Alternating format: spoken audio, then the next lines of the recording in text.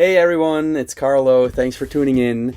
This is a brand new format I'm trying out. It's called Storytime with Carlo, and I just want to talk about different projects I'm working on, one at a time, or different drum concepts, maybe whatever else comes to mind. I'll just go with the flow. Today, in this very first segment, I want to talk about the Thick as a Brick Jethro Tull cover I have up on YouTube.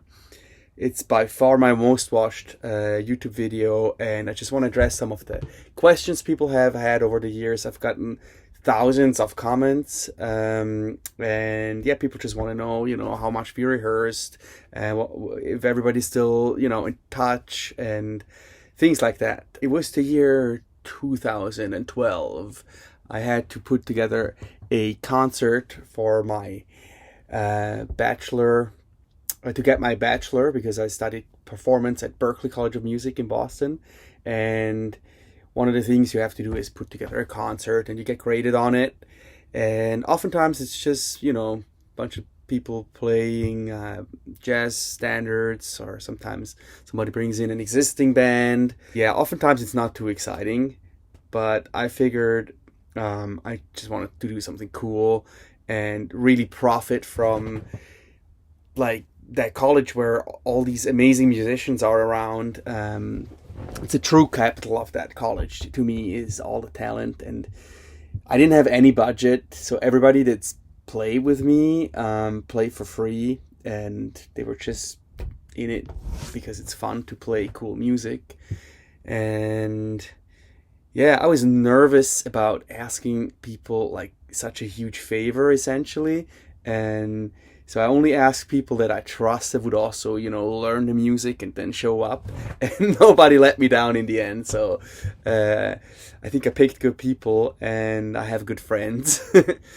Yeah, I used to hang out with half these people at the cafeteria, and, I pitched this idea. And I remember Andre Vasconcelos, the guitarist, a Brazilian dude, fantastic musician.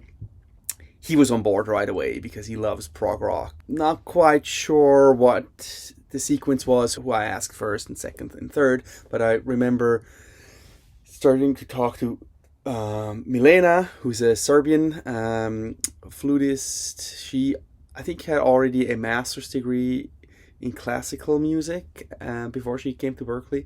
She's a fantastic player, so didn't have to think about that too much, and was happy when she agreed to play with us. Pedro Zappa, the bassist, he plays with a score on his iPad on a concert, and the reason why is he has a YouTube channel where he transcribes hard songs or just popular songs, and usually in the description there's a link to a Dropbox folder where you can read along the bass transcription, and he plays it on the video. So it was kind of his thing at the time. The channel is still around, so you should check it out. I'll put the link in the description. Another dude with a super cool YouTube channel is Evan Varma, who's the keyboard player, one of them. And I already knew him through Andre because they played in this band called Crosswalk Anarchy, and they are so cool. Later on, I saw him at Blue Note in New York, and the improvisational skills of these guys is just out of this world. And yeah, Evan was quite a bit younger than myself, and it was just so cool to play with this young cat that just was above it all, and just such a cool player and cool person. Johannes was on board really early as well, the singer. He's Austrian. He actually went to school for business before coming to Berklee, in really close to my hometown in Switzerland. So we connected through that. I really love how he also got the theatrics right in the performance, and I really love how he just communicated on stage. It was cool. Who else? Ben came in really late. with vibes because they're only needed in like some tiny sections. And we had Raul on second keyboard. He also came in really late, but is a huge Jethro Tull fan, and I just didn't know him before starting the project. But yeah, there's definitely some sections where you need 2 keys, and I was happy to meet him through this project. He actually kind of lives pretty close to me in LA now. You cannot forget John on acoustic guitar as well, the famous Hot Dog. I didn't know him before this project, but somebody recommended him to me and he killed it. So he later on started picking up the Chapman stick, which is a weird, really cool instrument, and got really good at that too. Yeah, he was the Hot Dog, and people just keep asking why did we have those weird hats on. The reason was one, it was around Halloween, and the second reason was that Jethro Tull always dressed up, so it kind of made sense for us to also do something crazy and have a little bit of a Jethro Tull vibe going. I asked everybody to prepare the song before the summer break because I assumed everybody was gonna take a bunch of time to learn this stuff. It took a bunch of time for me anyways, and I did not know exactly when the concert was gonna be. Usually it's like mid to late semester, and I just didn't want to end up with a player not knowing the material. Anyways, I ended up, learning everything the whole summer, and then we started rehearsing early in, I want to say September or so, and we only had, I forget, maybe 6 to 8 rehearsals of 2 hours. Maybe there was a 3-hour rehearsal somewhere in there as well, but usually you could only get the rehearsal rooms for 2 hours if I remember right. And we did like sectionals. I think there was only one rehearsal where everybody was there at the same time. First we rehearsed the first 15 minutes of the song, then the next 15 minutes, and then the last 15 minutes, and then we put everything together. And also the different sections. I remember Vibes player Ben, he didn't have to come to all the rehearsals, of course, but we just did a rehearsal where he played to my drum solo and so on, and just the more difficult sections. And thankfully everybody always came in prepared and ready to rock and roll. So in the end we were ready for this concert, and again it was a huge ask of everybody to learn all this stuff, and most of the guys even memorized it. One of my favorite memories through rehearsing this tune was one time after the rehearsal, we Andre, the guitarist, and Milena, the flutist, came to my place, and I lived at a dorm with 20 other dudes. On the first floor, we had a really nice room. This is in a townhouse in Boston. A nice room with a piano that nobody ever played. And after a while, Andre just sits down and starts playing Thick as a Brick. I'm like, oh, that's cool. I didn't know he played keys at all. And he would play the chords and the melody and the vocals as well.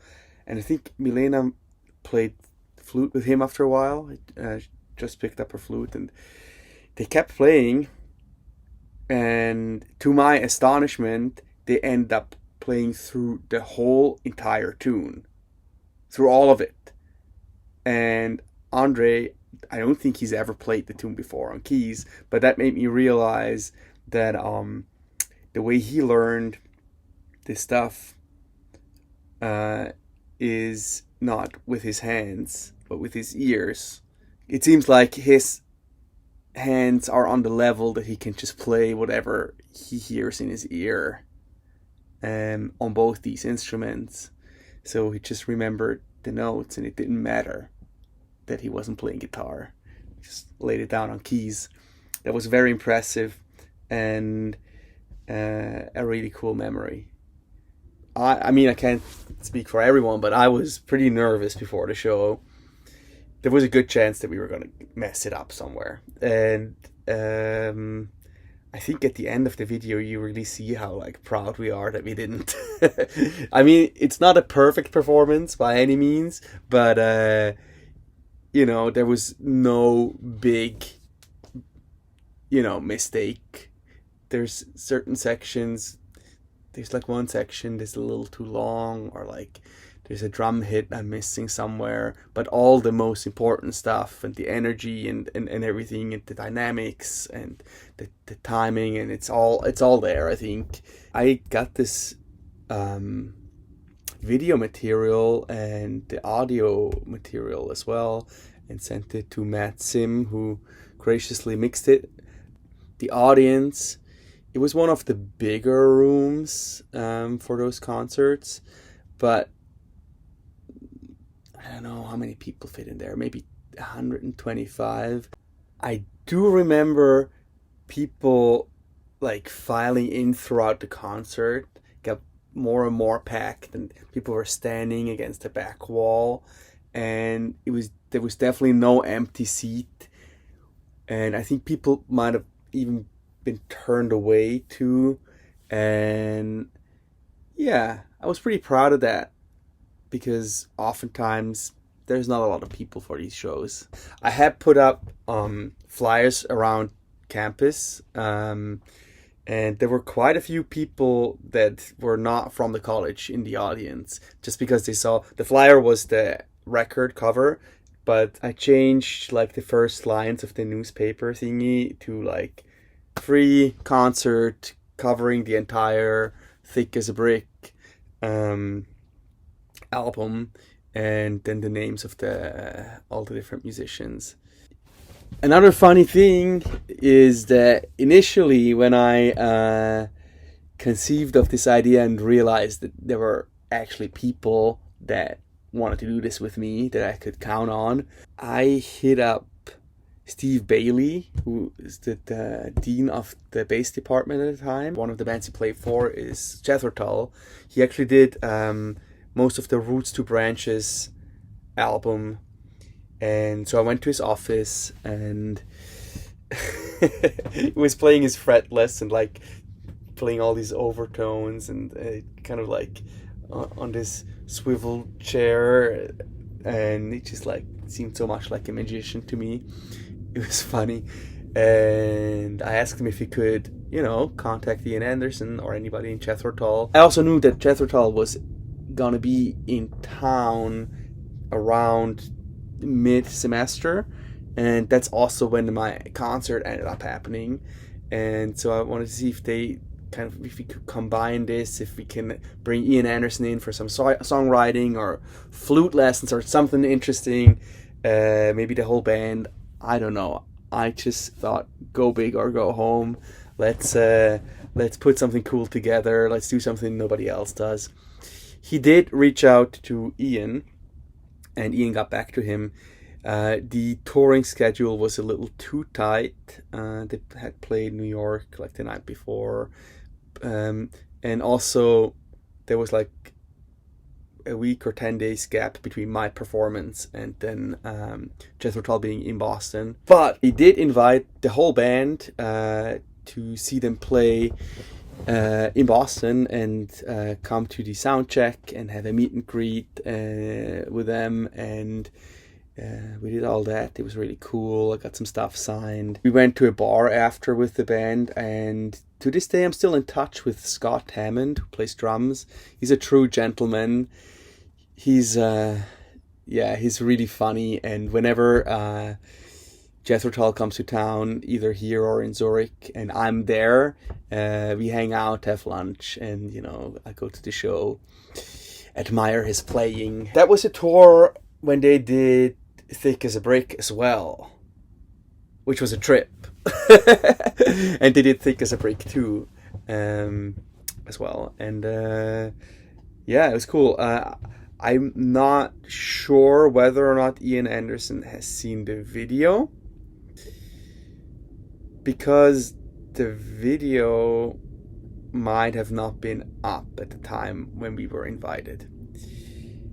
I know Scott has seen the video and he really likes it. Ian might have, maybe not. Where is everybody at now? Everybody that was on that stage still does something with music, as far as I know.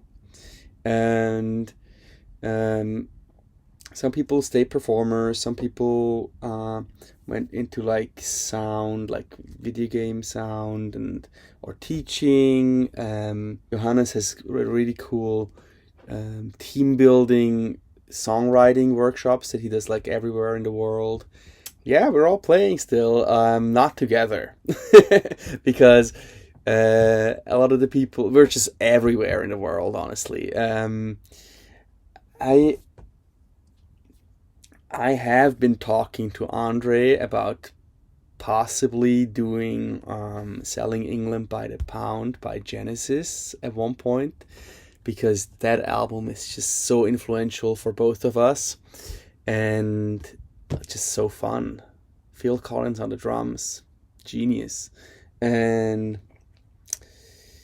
yeah, so that maybe one day is gonna happen. He lives in New York, I live in Zurich and LA, but you know, everything is just a plane ride away, and if I'm getting bored enough at one point I might just fly over. And I know, I mean, Evan is a genius, maybe he would be down for keys, maybe something happens, who knows. And yeah, especially with you guys like being such a great audience and just celebrating this tune still. Like, this is a cover version of a legendary tune, but it's still just a cover version.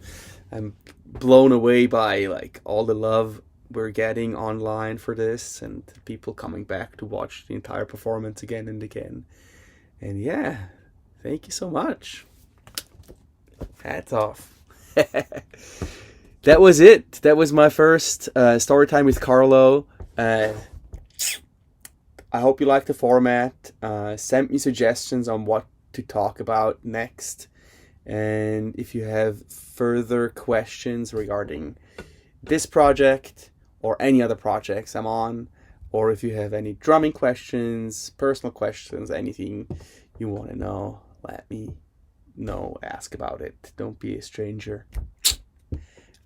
Bye.